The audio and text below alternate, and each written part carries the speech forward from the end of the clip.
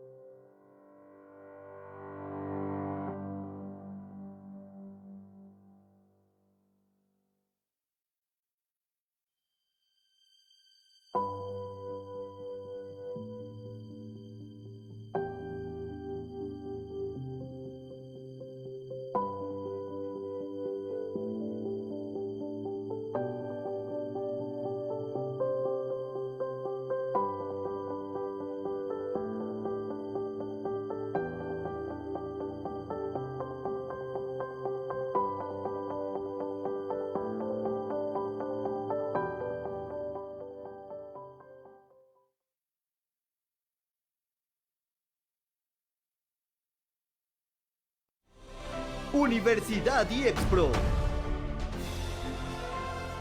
14 años a la vanguardia. 14 años marcando el camino de la innovación educativa. Innovación educativa.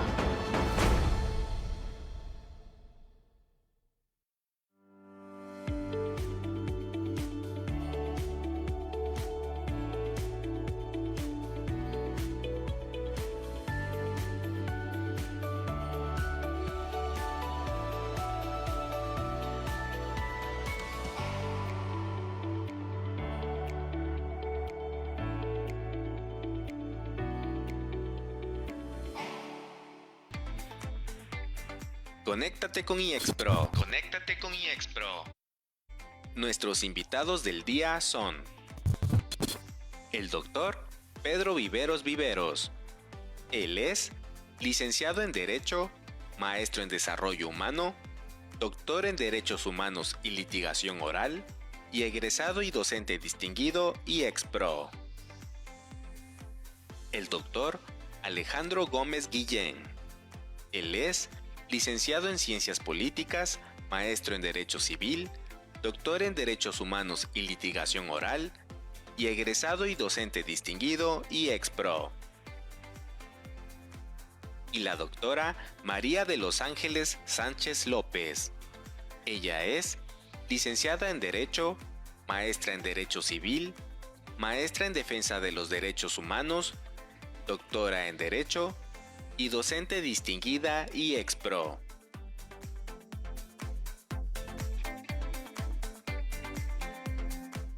Bienvenidos.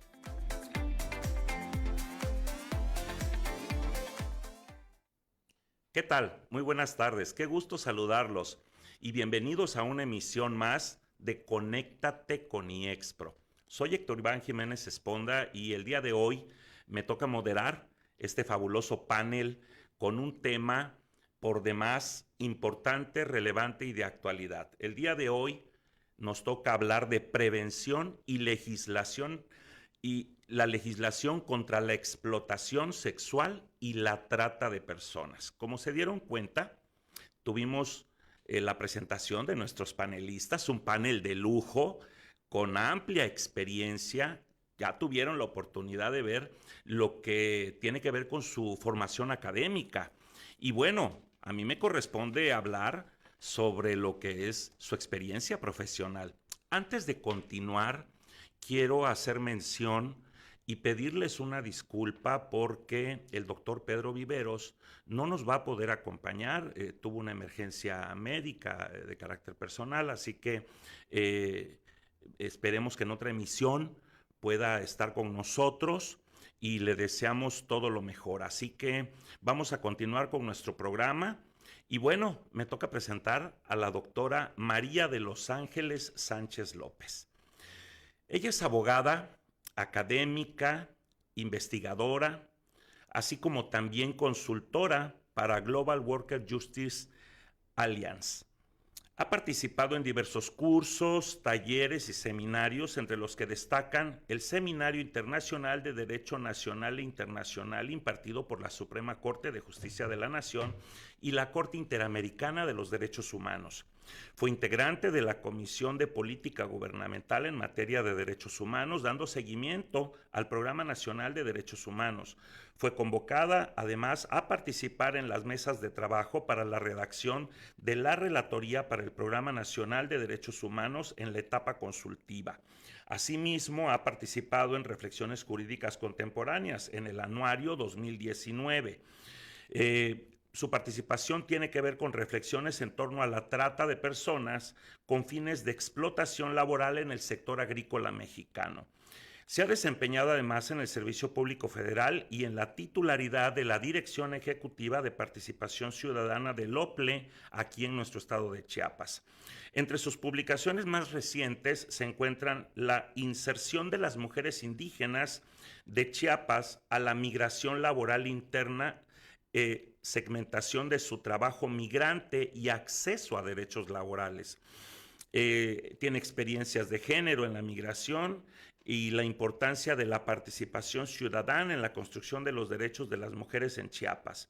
Además, otra de sus publicaciones es El empleo decente y precarización en México, el dispositivo y la obstaculización de la ciudadanía laboral. Doctora María de los Ángeles, bienvenida. ¿Unas palabras?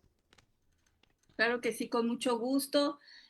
Pues mis apreciados doctores, muchas gracias por esta invitación a la universidad. Estamos aquí gustosos de compartir el día de hoy sobre este tema, pues que tiene su conmemoración en el mes de julio, pero sin embargo siempre es importante hablar de temas relacionados con los derechos humanos de las personas y lo vamos a hacer el día de hoy. Muchas gracias y pues gracias a quienes nos acompañan, a todas las personas que nos acompañan a través de las redes sociales de la universidad.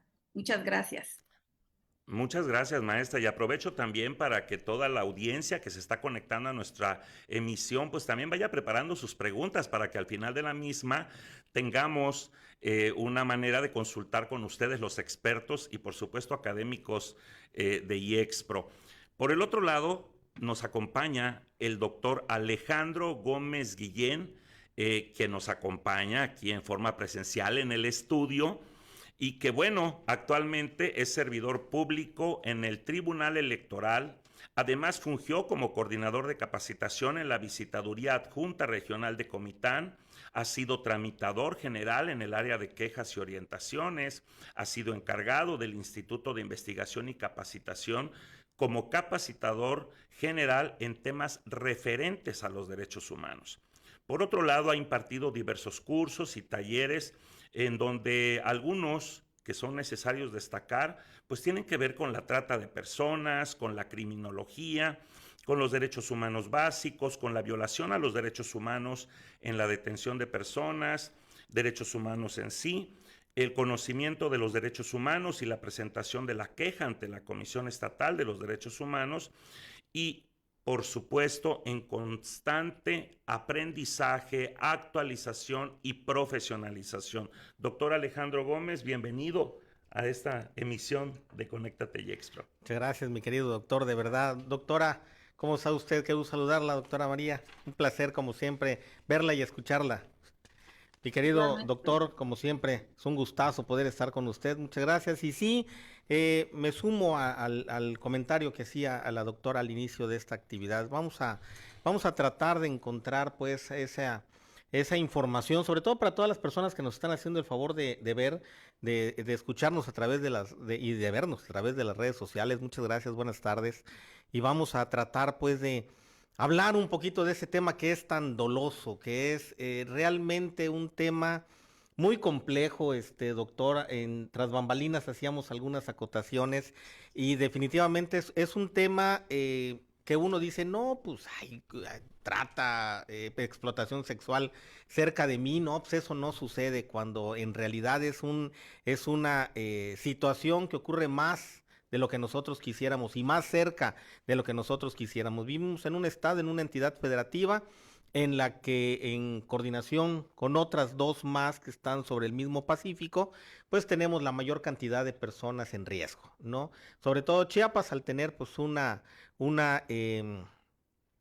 condición de pobreza muy, muy alta, y eso nos lleva a otros esquemas. Por ahí en un ratito vamos a hablar de otros datos duros, mi estimado doctor, y va usted a ver que pues no solamente en Chiapas se cuecen habas, pero bueno, es un tema bastante importante. Los invitamos a que se queden. Muchas gracias. Buenas tardes. Gracias, doctor. Muchas gracias, doctor, y de nueva cuenta, bienvenidos. Hablar de la explotación sexual es hablar de un tema sensible, que duele, es un tema complejo. Además de la cuestión territorial, la ubicación, no solo de Chiapas, sino del contexto mexicano, la actualización en todos los delitos, en todos los ámbitos, obviamente afecta a miles de personas. Hoy ya no solo hablamos de la trata de personas como un delito en lo físico, va ligado a muchos otros delitos, conductas y acciones que implican a todos los grupos etarios de la población, pero que además están siendo utilizados por las propias redes sociales, por la tecnología, y estos avances que deberían de ser para uso positivo de la humanidad están convirtiéndose en herramientas para la explotación y la trata de personas. Así que vuelvo a insistir, preparen sus preguntas a quienes nos están viendo y escuchando, Sí, para que claro. participen activamente en este conversatorio.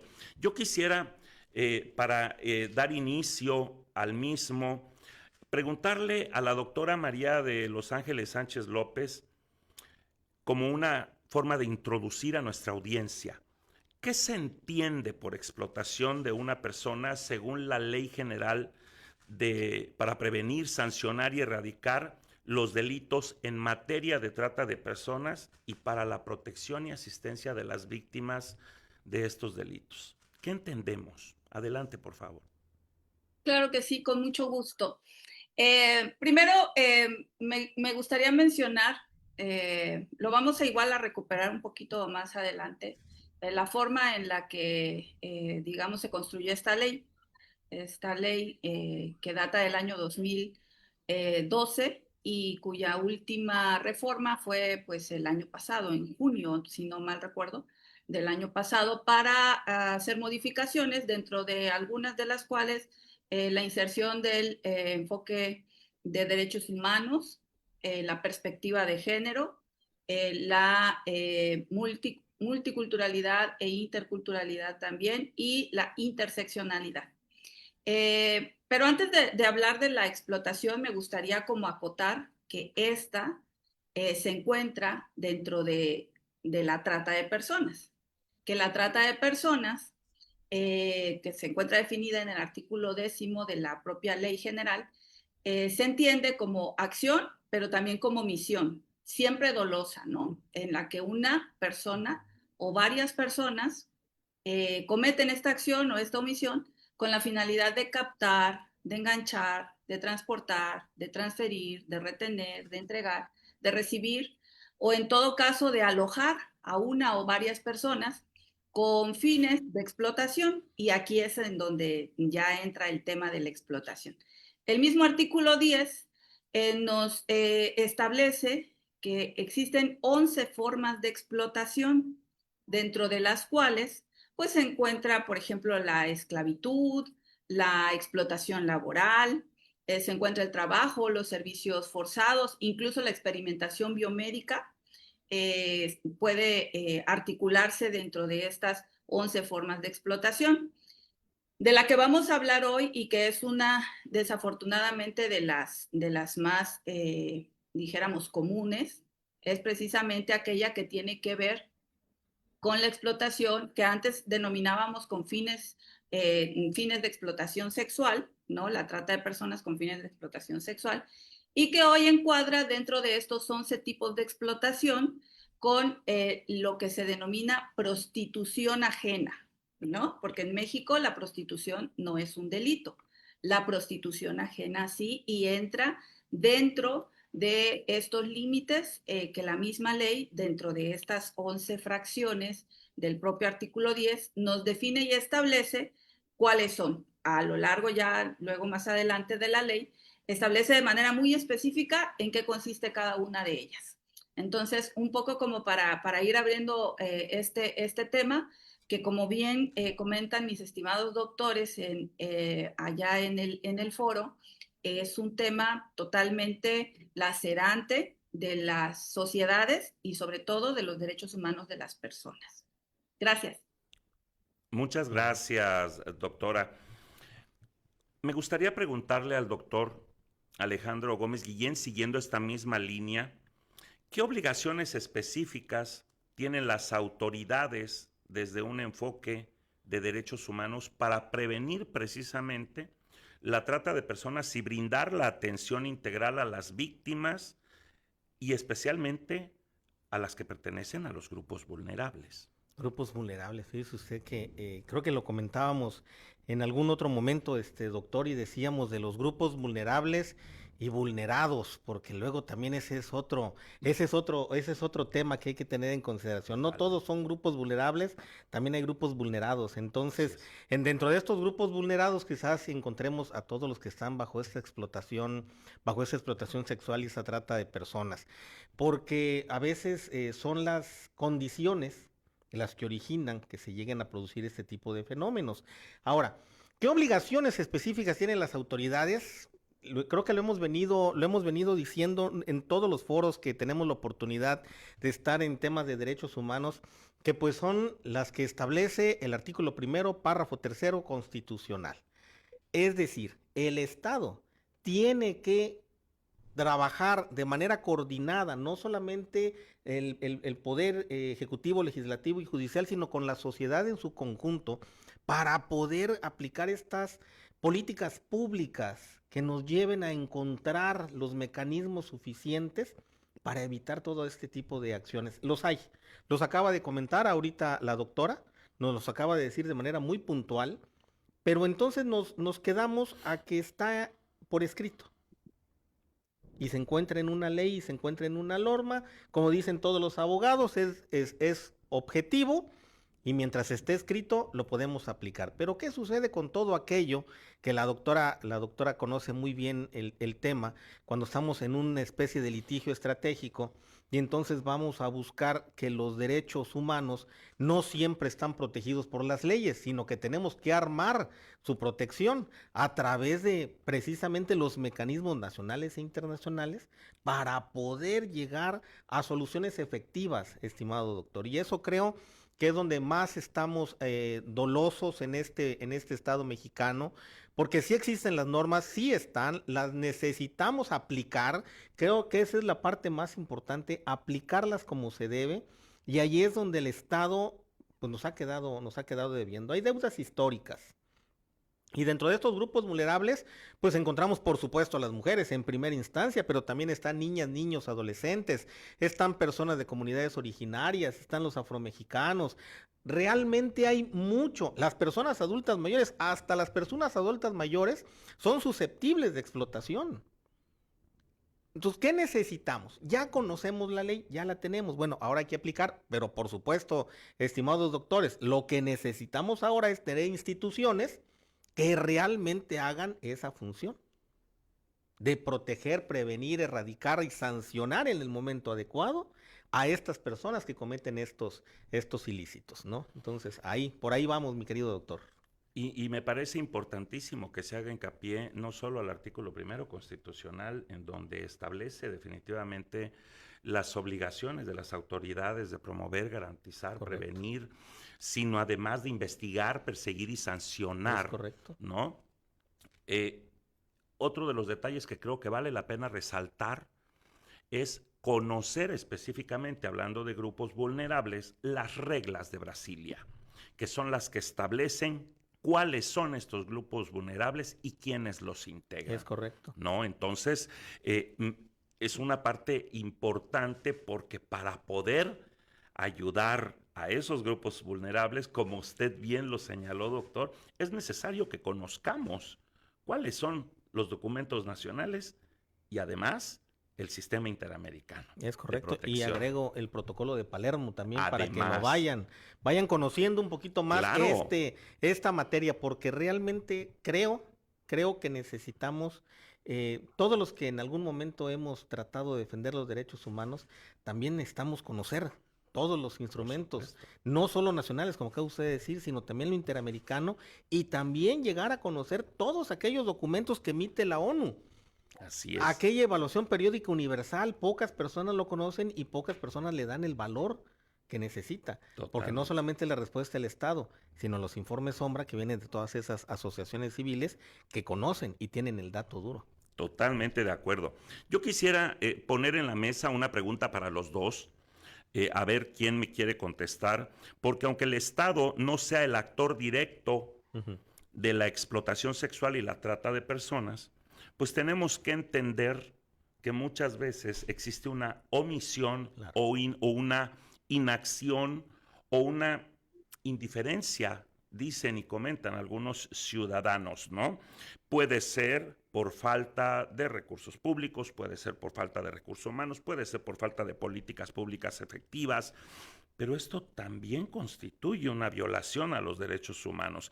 ¿Cómo entonces exigir una rendición de cuentas total y completa hacia la autoridad que no hace su función, que no cumple la obligación de proteger y por supuesto de reparar a las víctimas, particularmente, que creo yo que es el punto clave aquí? Claro. ¿Cómo hacemos para lograr,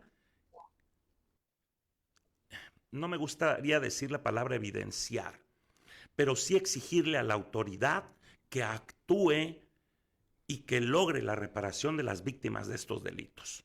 ¿Quién quisiera contestarme? Doctora. Doctora, por favor. Sí, sí, claro que sí, con mucho gusto. Bueno, pues, salvo su mejor opinión, me parece que este tema lo podemos abordar de diferentes formas. Pero primero, creo que una de las esencialidades necesarias precisamente para el abordaje de un tema tan sensible como este es entender que, en efecto, la trata y la explotación, sus diversas formas de explotación, constituyen un delito, pero también una violación a derechos humanos. Y como compartir con nuestro auditorio, que muchas veces hay como esta confusión de que se piensa que todos los delitos son violaciones a derechos humanos y viceversa. Y esto pues no es exacto, ¿verdad? Porque hay delitos que no son violaciones a derechos humanos.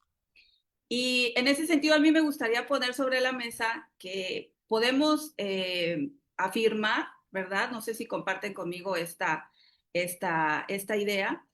En realidad, la trata de personas en general, lo que implica o a lo que nos convoca es a reflexionar en esto que algunos autores como Boaventura de Sousa Santos han denominado la crisis civilizatoria, porque nos encontramos en una época, es increíble, ¿verdad?, que en esta época en la que nos encontremos siga existiendo esclavitud. Es decir, que se siga atentando contra los derechos humanos fundamentales como son la vida y la libertad. Y en realidad la trata de personas se entraña en el centro esto, ¿no? Llamarnos a la reflexión de esta crisis en la que nos encontramos no solo en México, sino en el mundo. Y que, como bien ponían ustedes sobre la mesa, pues en este tema está totalmente involucrado el Estado, que en omisión o en aquiescencia, como decimos en temas de derechos humanos, no está cumpliendo de manera eficaz con la garantía de derechos humanos en tanto suceden estos casos, ¿no? Suceden casos de este tipo. Hay esfuerzos, me parece, pero pues hay que ver el tema de una manera holística. Yo propondría desde tres aspectos en general, ¿no? Que serían como analizarlo desde el punto de vista contextual, pero también desde un punto de vista sociocultural, porque como sociedad también tenemos en cierta forma estas responsabilidades, no únicamente en cuanto a acción, sino también en cuanto a omisión. Somos omisos cuando, como ustedes bien ponían sobre la mesa, no reclamamos, no exigimos rendición de cuentas, por ejemplo, pero también desde una perspectiva en la que se centre a la persona humana, que en este caso pues son las víctimas de trata, ¿no? En esta perspectiva con la que se abordan los temas de género, por ejemplo, y con este enfoque de derechos humanos, pues tenemos siempre que debemos siempre mantener como eje toral de todos los argumentos y de todos los esfuerzos la dignidad de la persona humana, entre otras cosas, pues para no revictimizar, ¿no? Pero creo que uno de los grandes retos, ya ustedes lo comentaban, y tiene que ver con el flagelo de nuestro país, que es la impunidad. Y yo agregaría a lo mejor, por otro lado, pues también la corrupción, que es una de las causas de la falta de eficacia del marco normativo que tenemos en general, que es enorme, ¿verdad? Porque tenemos leyes para prácticamente todo. Bueno, creo que en inteligencia artificial vamos todavía como que ahí detrás, ¿no? De la realidad. Pero pues así es el derecho, ¿no? La realidad ahora, y sobre todo en cuestiones de tecnología, que también tiene que ver con el tema, pues va a pasos agigantados y pues la norma jurídica siempre va detrás tratando de ordenar, de regular, ¿no? Pero la norma, como bien decía el doctor Alejandro, pues está en el papel, pero se requiere pues que se cumpla y para esto se requiere pues de ese predicado de la eficacia, ¿no? Pues es lo que yo les dejo por ahí, igual y podemos compartir o debatir. No, Claro, muy bien, sí, muchas sí, gracias, sí. doctora, porque además pone usted en la mesa dos temas o dos conceptos que nos llevaría muchísimo tiempo analizarlos. Corrupción Uy. e impunidad, lo que tendría que ver con transparencia y rendición de cuentas. Entonces son temas muy complejos también y nos llevarían muchísimo tiempo. Para nuestra audiencia, vale la pena comentarles que por favor, por aquellas cuestiones del tiempo, del clima, si notan por ahí que hay algún desfase en cuanto a la imagen o al sonido, que nos tengan un poquito de paciencia. Estas cuestiones, ustedes saben, el clima y la naturaleza no tienen palabra, no hay nada seguro, entonces, por aquello de que pudiera haber alguna interrupción, pudiera haber alguna cuestión técnica, el programa sigue y nosotros seguiremos aquí y estará grabándose, así que, por favor, sigan preparando sus preguntas para que al final las podamos hacer. Claro. Voy a entrar a la segunda ronda de preguntas de este conversatorio y que obviamente son preguntas que nos interesan, que fueron preparadas específicamente para este tema, pero hablando de las sanciones, doctor Alejandro, de las sanciones legales por sí solas, resultan prácticamente insuficientes si no se acompañan de políticas públicas preventivas, programas de reinserción social, alejarse de esta visión de solo castigo, del punitivismo del Estado, que a lo largo de la historia ha quedado claro que el castigo, el dolor, no ha servido más que para generar más dolor y otro tipo de conductas. ¿Qué podemos hacer en este sentido a favor de las víctimas, que son el punto toral aquí en este conversatorio, que han sufrido la explotación sexual y que muchas veces ven a sus victimarios pagando, sí, una condena, una sentencia, pero no hay reparación, no hay restauración? ¿Qué hacemos? Híjole. Bien compleja este cuestionamiento, doctor, porque pues lo decíamos ya, ahorita la doctora hacía un panorama muy amplio, usted también comentaba corrupción, impunidad, cosas que alejan al buen gobierno. Entonces, al no tener esta condición del buen gobierno, pues no hay política pública que esté apegada a una solución, ya como decía usted, una solución integral, una reparación integral. Estamos bastante lejos todavía, yo creo, de encontrar todavía los mecanismos. Sí los hay los protocolos, lo sabe perfectamente la doctora, pero lo sabe usted también como estudioso del derecho y de los derechos humanos, pero necesitamos pues que se apliquen, que en realidad se lleven a cabo. ¿Por qué? Porque entonces vamos a seguir teniendo retardos en la impartición de justicia, el debido proceso también se ve afectado, la impunidad hacia algunos sectores sigue estando todavía de manifiesto, la ley no se aplica como debiera, siempre vamos a tener esos vacíos. Entonces, sí se puede, porque de hecho sí se puede, digo, lo hemos venido analizando en diferentes mesas de diálogo, lo hemos traído sobre la mesa, pero no solamente es lo que podamos nosotros aportar desde la parte académica, sino que también es el gobierno que necesita dar el siguiente paso en este proceso para que las sanciones, mire, yo considero que no necesariamente necesita pasar 20 años una persona en un centro penitenciario, pues para poder cubrir la afectación que haya realizado. Porque en México, bueno, no, perdón, no, aquí en Finlandia, en otros países, ya sabe usted cómo es por allá en esos países, en los que la gente entra a los centros penitenciarios y pues no hay nada que hacer. ¿Por qué? Porque no existe una política pública, aunque la ley lo diga, que tiene que haber la supervisión en las cuestiones de las personas que se encuentran recluidas y tienen que aprovechar su tiempo para aprender un arte o un oficio, para que cuando puedan regresar a la sociedad, cuando hayan cubierto esa parte con el Estado, pues puedan seguir teniendo una vida normal. Lamentablemente eso pues, no ocurre. Eso no sucede. Entonces esa reinserción social sigue estando todavía, pues nos deben esa parte, doctor. Eso significa que las sanciones que se puedan implementar, lo que sucede es que entonces vamos a tener personas que van a reincidir.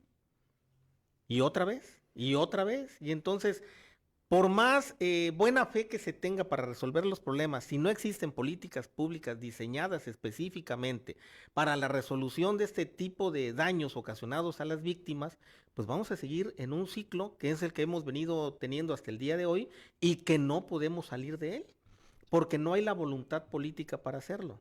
Digo, hace algunos días apenas hubo dentro de las mesas de conciliación del gobierno del estado, la liberación de personas en estado de reclusión. Mujeres específicamente. Mujeres en su mayoría, efectivamente. ¿Y ahora? Que son parte de la mesa de reconciliación o lo que se consideró en hace Es correcto. 3 sexenios la mesa de reconciliación, un colegiado integrado por diferentes instituciones en Chiapas. Sí. Figura única a nivel nacional en Chiapas que permite el otorgamiento de estos beneficios preliberatorios a las personas privadas de su libertad. Y en este caso, pues bueno, se celebra a favor de mujeres, ¿no? Estos temas nos llevan otra vez, insisto, a debates más complejos, porque hablar de la reinserción social no es una cuestión única y exclusivamente de la persona privada de su libertad, es un ejercicio de corresponsabilidad que el Estado tiene que asumir. Sí. Y que está obligado, según los ejes de lo que corresponde a la Ley Nacional de Ejecución, en la que está basada el sistema penitenciario en México. Pero por el otro lado, cuando hablamos de reinserción social, nos remite a un punto: evitar la reincidencia. Pero es que tendríamos que hablar de responsabilidad y de conciencia. Y por el otro lado, si hablamos del beneficio hacia las víctimas, el Estado, sus autoridades y su ejercicio pareciera, y eso es un ejercicio a lo largo de la historia, que se han quedado revictimizando a la víctima. Correcto. Y la revictimización es el lado negativo. Cuando hablamos de empoderamiento de la víctima, es enseñarla a no quedarse en el pasado y con lo que pasó y transitar hacia el futuro, pero a partir de un ejercicio de autoconocimiento, de autocontrol, de autogestión, de empoderamiento. Y ahí tendría que entrar el apoyo del Estado para brindarle las herramientas necesarias y que transite del pasado hacia el futuro y que el delito que sufrió no siga estropeándole su proyecto de vida, me parece, en lo personal. Y esto me lleva a hacer otra pregunta para puntualizarle a nuestra audiencia. Doctora María de los Ángeles, ¿quiénes serían las víctimas? ¿Quiénes podrían ser víctimas de trata de personas, por favor? Claro que sí, pues todas y todas las personas. Lamentablemente, ¿verdad? Es un delito mundial, es un delito que es una grave violación a derechos humanos, es un fenómeno social que desafortunadamente permea a todos los grupos etarios, a todos los grupos sociales. Sin embargo, existen, en efecto, algunas, digamos, situaciones de vulnerabilidad que acrecentan la posibilidad de ser víctima de este delito. como puede ser, pues obviamente la menor edad, las infancias, niñas, niños y adolescentes, que son un grupo vulnerable, pues son personas y sobre todo que ahora con esta exposición a las redes sociales, ¿verdad? Y que es constante e inevitable en los chicos, en las chicas, pues es fácil, ¿no? La captación, dijéramos, en ese sentido. Otro grupo etario importante, grupo social, pues es el de las personas indígenas.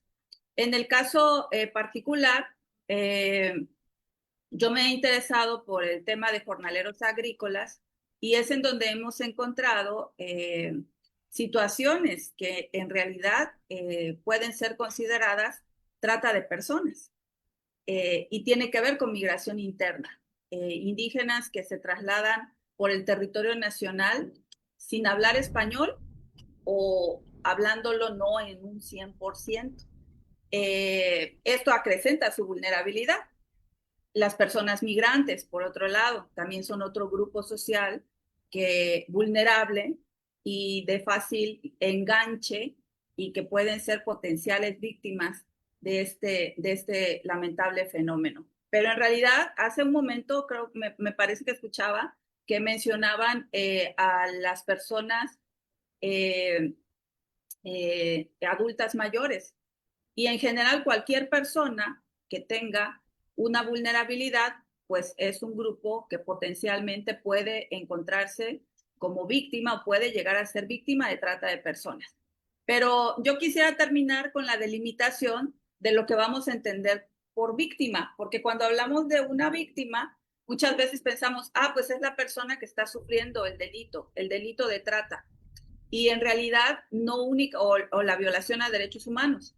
Pero cuando lo vemos con este enfoque, precisamente con el enfoque de derechos humanos, pues encontramos que en realidad existen otro tipo de víctimas, que son las víctimas indirectas, ¿no? Entonces, el efecto de la comisión de un delito o la violación a derechos humanos es un efecto lamentablemente expansivo, ¿no? Que no únicamente afecta a la persona que es víctima directa, sino a su entorno. Entonces, pues lamentablemente es la realidad y lo vemos en el contexto actual en el que en nuestro país hemos tenido conocimiento de distintas, ahora nuevas formas de trata de personas. En este caso, a través del trabajo forzado. Hemos sabido por medios de comunicación del enganche y el trabajo forzado de personas que buscando un trabajo común son captados por el crimen organizado y los cárteles y son obligados a llevar a cabo actividades relacionadas con el tráfico de estupefacientes y otros muchos delitos, ¿no? Y también entran dentro de este fenómeno porque finalmente no están ahí por su voluntad y para eso veíamos el caso del rancho Izaguirre en Jalisco, si no mal recuerdo, y tuvimos ahí lo escuchamos constantemente, pero decimos, bueno, detrás de esto, ¿qué hay? Pues hay una necesidad grande de empleo por parte de las juventudes y desafortunadamente, pues salarios pocos, bajos, que ocasionan, bueno, que ante una oferta en la que se les previene que se les va a dar un salario que aparentemente es digno, pues acuden y pues los captan y ya no los dejan ir, ¿no? A través de amenazas, violencia, etcétera, ¿no? Entonces vemos que en realidad el fenómeno se va transformando y va tomando características pues mucho más lamentables, ¿no? Eso es lo que yo podría comentar respecto a esta pregunta. Muchas gracias, doctora, ¿no? Y es necesario abordar en este enfoque integral del que usted habla, el enfoque sistémico. No solo hablar de las víctimas primarias, sino de las secundarias y de las terciarias y de la víctima directa y de la víctima indirecta y cómo afecta todo el entorno. Por eso se habla de un enfoque sistémico, ¿no? Excelente. De forma muy rápida, yo quiero preguntarle, aprovechando que está usted aquí, doctor Pedro, ¿cómo puede nuestro sistema judicial, las leyes, adaptarse y combatir de manera más efectiva las redes de la trata, de la explotación sexual, especialmente en esta era de tecnología digital, virtual, de redes, en donde, pues como ya dijimos, los delitos están todavía más a la alza, Claro. ¿no? O sea, hay más incidencia, y particularmente en los grupos vulnerables y particularmente en las infancias y en las adolescencias. Entonces, de forma muy rápida y abusando de su experiencia, ¿cómo pueden los sistemas judiciales y las leyes actuales adaptarse? ¿Qué tendríamos que hacer? Bueno, definitivamente yo creo que la cuestión de la prevención es lo más importante en este sentido. ¿Quiénes deben de precisamente trabajar en esta cuestión de la prevención? Pues todas las autoridades competentes, pero pues más allá de que se lo demos al Estado para que lo prevenga, pues tenemos que empezar nosotros desde casa, ¿no? Lo decía muy bien la doctora, lo decía muy bien usted hace un momento. Lo primero que tenemos que pensar, ver y distinguir es qué están haciendo y qué están viendo nuestros hijos. Ahí debemos de empezar, ahí va a empezar la prevención para todos. Desde ahí vamos a poder trabajar, apoyar, ayudar a nuestros hijos a que no sean víctimas de una situación de este tipo, ¿no? Lo decía la doctora, la necesidad laboral para todos nuestros jóvenes en México que caían en un engaño de un anuncio de un periódico que mira, te voy a pagar muy bien, ven, aquí te vamos a dar dónde vivir, te vamos a dar el trabajo, vas a poder mandar dinero y la gente por la necesidad, pues claro, acude. Claro. Vamos, yo creo que si, digo, a esta edad ya no creo, ¿verdad? Pero más jóvenes si nos hubieran dicho, ¿sabes qué? Pues te voy a dar un trabajo, vas a estar ganando bien, vas a poder apoyar a tu familia, yo tengo la necesidad, pues voy. Claro. Es lo que le sucedió a todas estas personas allá en el rancho y pues lamentablemente en ese momento creo que no se pensaba tanto en la prevención. Hoy, después de aguado el niño, vamos a tapar el pozo, ¿verdad? ¿Y qué vamos a hacer? Bueno, pues vamos a trabajar en esta prevención. La doctora debe de saber muy bien un tema, un concepto que voy a manejar ahorita que se llama matrices de indicadores, porque lo vimos en la maestría de la defensa de los derechos humanos, y es un elemento que pueden utilizar cualquier autoridad, sobre todo los legisladores, y ojalá lo utilizaran, ¿verdad, doctora, los legisladores, la matriz de indicadores para poder evaluar las normas y leyes que tenemos hoy, pero también evaluar qué nos hace falta, qué no cumple México, que necesita cumplir en el afán de la prevención y poder otorgar a todos esta seguridad que tenemos, que requerimos, que necesitamos. Habla de cuestiones psicosociales, la doctora también, porque pues por ahí tenemos el libro verde de Anzoladere, que nos habla precisamente de todas estas cuestiones. Cuando estuvimos en la maestría nos hablan del modelo de la voz para poder distinguir y encontrar cómo se violentan los derechos humanos de una manera clara y tajante. Y siempre vamos a llegar a lo mismo, prevención. Pero ¿quién debe prevenir? Primer punto, la familia. Mamá, papá. Claro, tenemos la obligación de saber qué están viendo nuestros hijos, porque pues todos estos apoyados en los términos hoy actuales de la explotación y de la trata, pues todas aquellas personas atrás de una pantalla que son adultas y que nada más están pescando, el phishing, pescando a las niñas, a los niños, para que puedan entrar no solamente a una intimidad, sino que puedan entrar a una vida y cambiarles ese estilo de vida. Por supuesto que la autoridad también debe de hacer su parte, digo, no está exenta de ninguna de estos puntos, como aplicando a lo mejor campañas de sensibilización. Digo, yo he sido un creyente, a lo mejor ustedes, como dijera la doctora, a lo mejor ustedes pueden compartir esta idea, pero yo siempre he dicho que desde la educación básica se pueden hacer milagros, pero eso necesitamos que haya entonces un plan de estudios robusto, con prevención, con sensibilización, en la que nuestros niños, las niñeces de las que hablábamos, conozcan y aprendan de los derechos humanos. Cuando hayamos alcanzado ese pequeño grado de prevención y de sensibilización, considero yo que podemos tener sociedades mucho más transparentes, mucho más claras en su pensar y en su actuar, pero mientras el Estado, específicamente el segmento educativo no se aplique en la adecuación de estas campañas de prevención y sensibilización hacia la educación básica, considero yo que vamos a seguir estando en este mismo dilema de buscar quién puede resolver nuestro problema. Cuando lo tenemos, cuando podemos, lo que tenemos que hacer es aplicarnos. Ahora, ¿qué significa?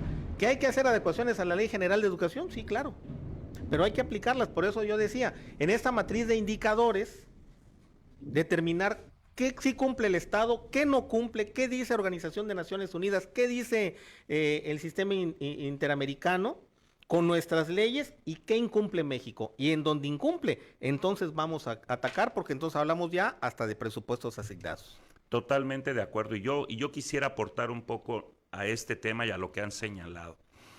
Además de la prevención, también tenemos que hablar de provención. Y aquí es donde entra la sociedad civil organizada. Cuando la autoridad, cuando las instituciones, y más desde el lado legislativo, que es quien hace leyes y crea leyes, que luego aterrizan en el sistema judicial y en las leyes, en nuestras normas, no tienen este conocimiento de la matriz de indicadores, como ustedes bien lo dicen. Ahí es donde tendría que entrar la sociedad civil organizada y aportar y decir, además de la familia, ser nosotros los que aportemos estos datos para que la autoridad tenga el conocimiento de lo que está sucediendo en realidad y entonces juntos podamos hacer un verdadero ejercicio de prevención, pero conociendo lo que estamos previniendo. Si desconocemos el objetivo de lo que vamos a prevenir, la prevención entonces pues se queda sin ningún ejercicio real y contundente, ¿no? Entonces, para conocer más este tema, que está súper interesante y súper, de verdad, de mucha reflexión, pues vamos a ver qué les parece una cápsula que ha preparado la institución y obviamente nos deja en claro que cualquier persona puede convertirse en víctima. Vamos a escuchar a quienes nos hacen favor de participar en esta cápsula que se llama Exprésate. Adelante, por favor.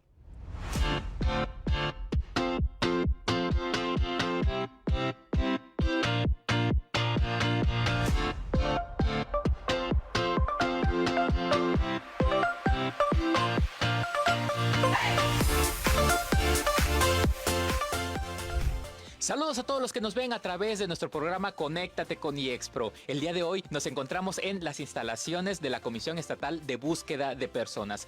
Vamos a conocer la opinión de algunas personas acerca de un tema muy importante: prevención y legislación contra la explotación sexual y trata de personas. ¡Comenzamos! Continuamos aquí en IEXPRÉSATE. En estos momentos nos encontramos con Evelyn Carrión. Evelyn, dinos por favor, ¿qué medidas se deben tomar para prevenir la trata de personas? Bueno, Lick, para prevenir la trata de personas son varios factores y deberíamos empezar por invertir más en la educación y sensibilizar a grupos vulnerables. En este caso, regularmente son las personas con bajos recursos, ¿no? Ese sería uno. El siguiente podría ser mejorar la vigilancia en fronteras y redes sociales, porque también a través de las redes sociales hoy en día es donde se mueve todo y logran a veces envolver más fácil a las jovencitas o jovencitos. Y bueno, en tercer punto podría ser invertir también en que las autoridades sean más capacitadas y darles curso para poder identificar posibles casos de trata y actuar correctamente. Sería lo que pudiera agregar. Y también garantizar leyes firmes que castiguen a los responsables y brinden protección a las víctimas de trata. Muchísimas gracias por tu opinión.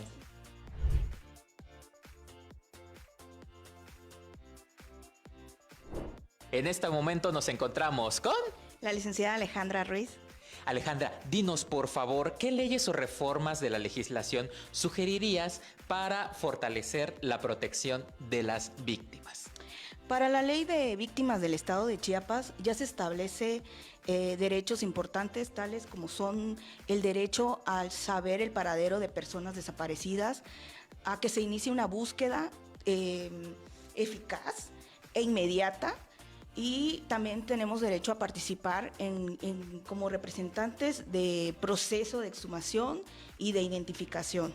Impulsar una base nacional única de información forense que esté vinculada a la CURP para que permita una coordinación federal, estatal, y así no vulnerar los derechos de las víctimas. Perfecto, muchísimas gracias por tu opinión. Muchas gracias.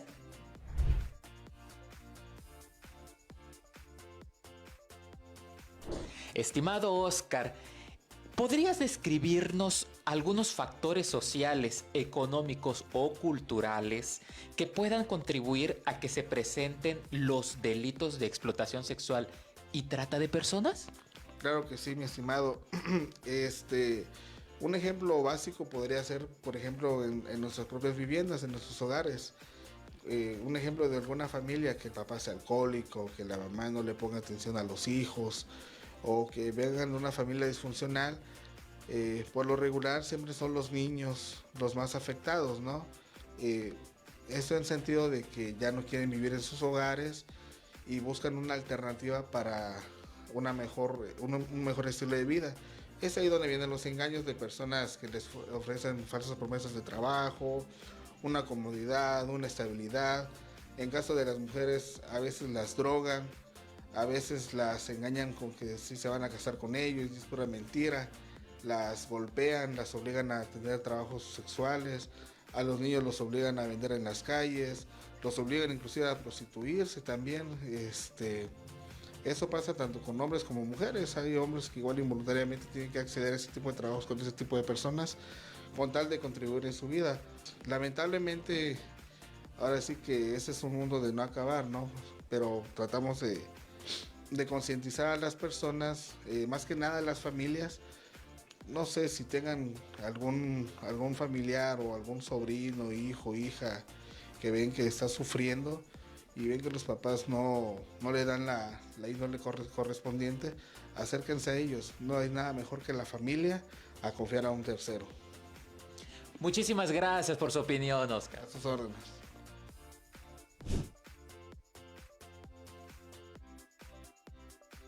Manuel, dinos por favor, ¿cuál sería el proceso de atención y acompañamiento adecuado para una persona que ha sido rescatada de una situación de trata para evitar la revictimización? Primero que nada, debería ser efectuada por autoridades debidamente especializadas en el tema, respetando la dignidad de la víctima. Y segundo, el personal que participe debería estar altamente capacitado, de preferencia en enfoque de género y apego de derechos humanos. Muchísimas gracias por tu opinión.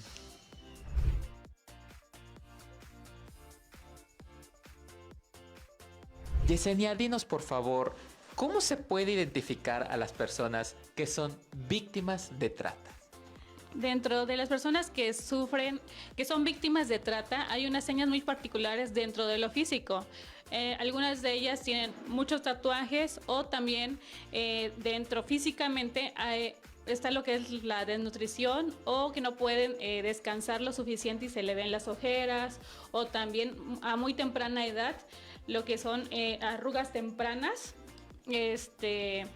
Y bueno, por otro ámbito podríamos hablar también en cuanto a la familia. En lo familiar, esas personas pues no, por ejemplo, puede estar de que está la familia conviviendo, pero ellos no llegan y tienen un tema en específico, ellos se aíslan, al igual que cuando están con los amigos no pueden sociabilizar o entablar una plática. Dentro de la autoestima pues también tienen una baja autoestima y algunos pueden sufrir hasta de la depresión. Muchísimas gracias por tu opinión. De nada, mucho gusto. Y bueno amigos, esta es la opinión de algunas personas acerca de este tema importante. Continuamos con nuestro panel de expertos en nuestro estudio de grabación. Continuamos.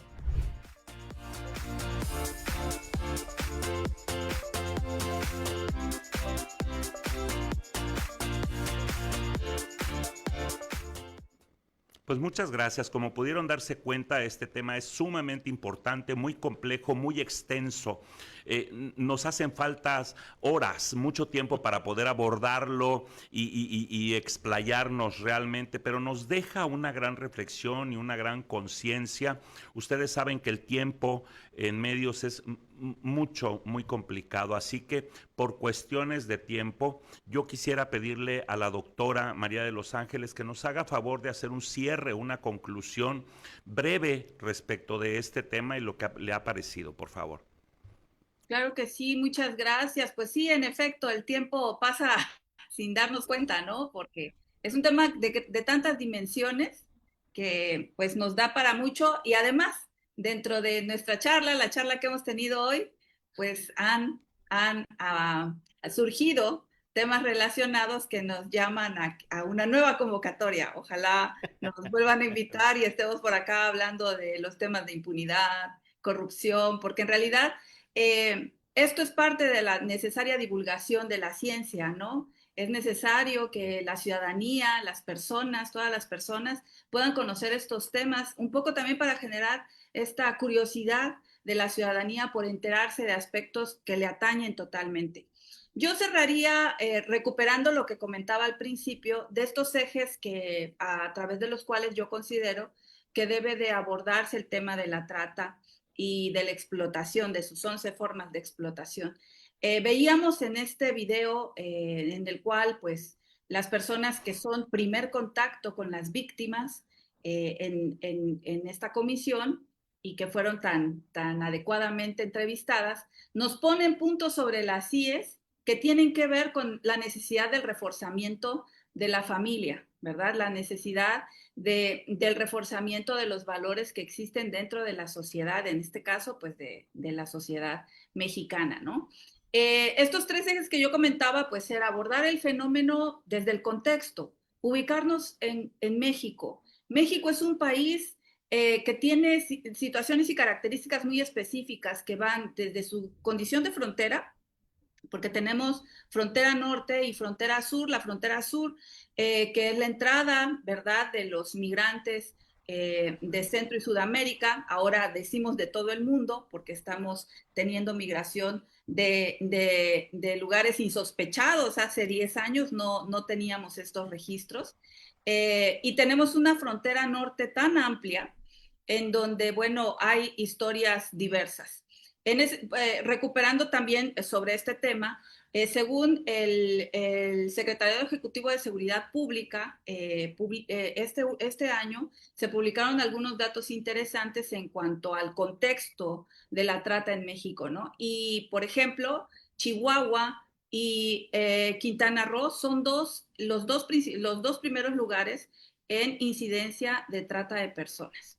El segundo enfoque, pues, que es el enfoque de abordaje sociocultural.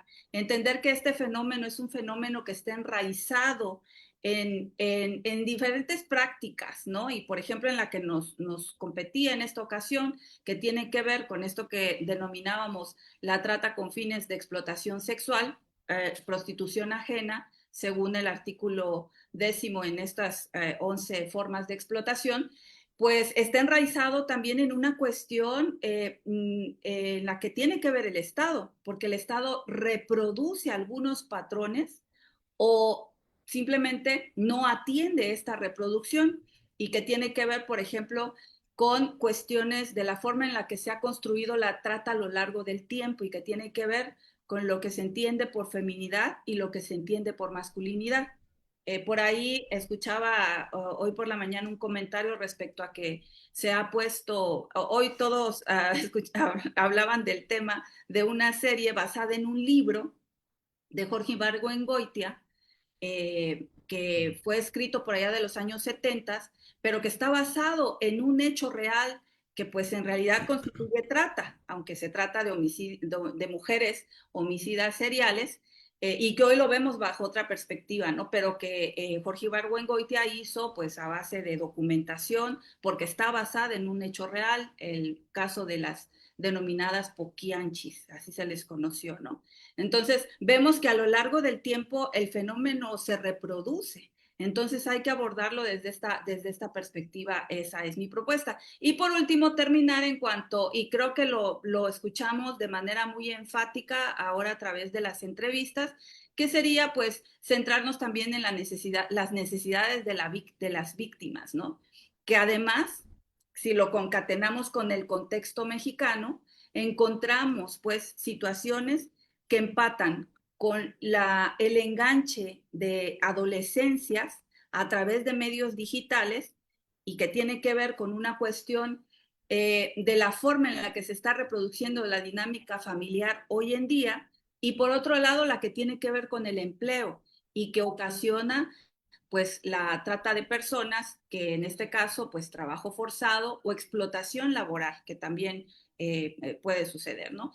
Entonces, no hablamos de números porque estamos hablando del fenómeno. Yo me quedaría con esto que también ya había comentado y que lo quiero reforzar, que es, necesitamos abordar el fenómeno, entenderlo no solo como un delito, sino como una grave violación a derechos humanos en un contexto que es complicado, es complejo, que es el contexto mexicano, ¿no?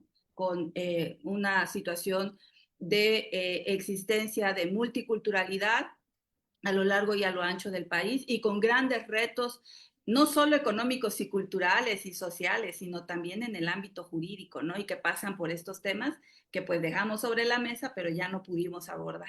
En la segunda parte lo haremos. Mis queridos Así doctores, sea, ha sido doctora.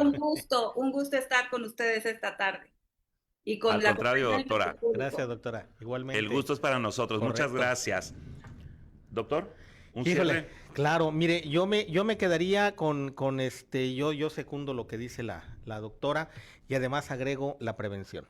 Tengamos mucho cuidado, por favor, con nuestras niñas, niños, adolescentes, con nuestras personas adultas mayores, con todos, de verdad, porque todos, lo decía muy bien, todos podemos ser susceptibles de explotación o de trata en un determinado momento. Entonces, yo creo que hay que trabajar en esa parte, estar muy pendiente de lo que hacen nuestras autoridades, por supuesto, ver cómo van avanzando en este tema de la prevención, la sensibilización, cómo va a ser posible que todos, absolutamente todos, podamos estar seguros.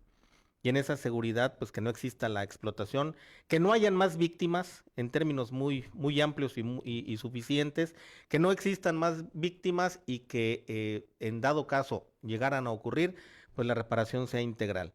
Ya lo dijimos, no solamente son las víctimas primarias, están las víctimas secundarias y hasta unas tercias que tiene que ver con todos aquellos que nos dedicamos a la defensa y protección de los derechos humanos también. Estamos involucrados en todo este concepto. Entonces, cuidarnos y tratar de no caer en supuestas malas praxis que pudieran darse. Muchas gracias. Muchas gracias, universidad. Muchas gracias. Al contrario, doctor, un gusto, de verdad. Y de esto se trata. La Universidad IEXPRO siempre con temas relevantes que son del conocimiento para sus estudiantes. Obviamente participan sus docentes de la universidad.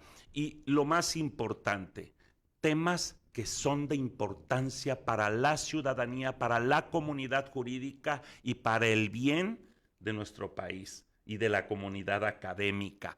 Así que muchas gracias a los dos por habernos dado su tiempo, su conocimiento, y invitar a todas nuestras, las personas que nos han acompañado el día de hoy, a que se mantengan siempre atentos de las emisiones de Conéctate IEXPRO, por favor, para que vayan conociendo no solo a los docentes, a los expertos, sino además teniendo conocimiento de estos temas tan importantes. Doctora María de los Ángeles, me encomendaron entregarle su reconocimiento. No se lo puedo pasar por la pantalla, pero después se le va a hacer llegar de forma física.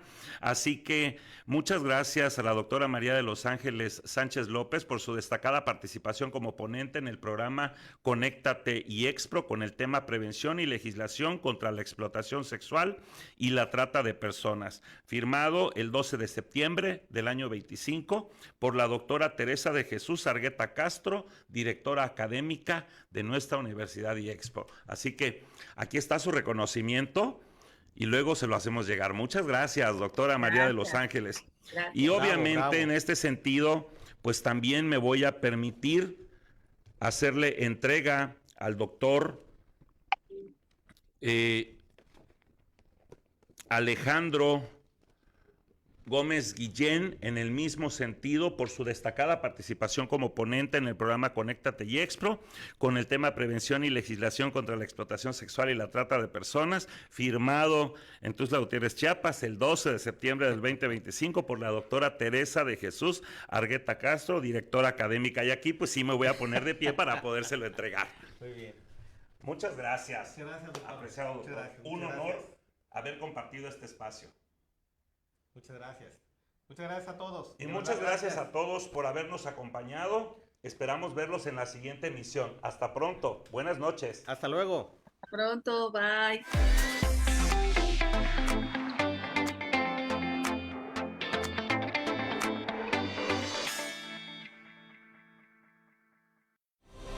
Universidad IEXPRO. 14 años a la vanguardia.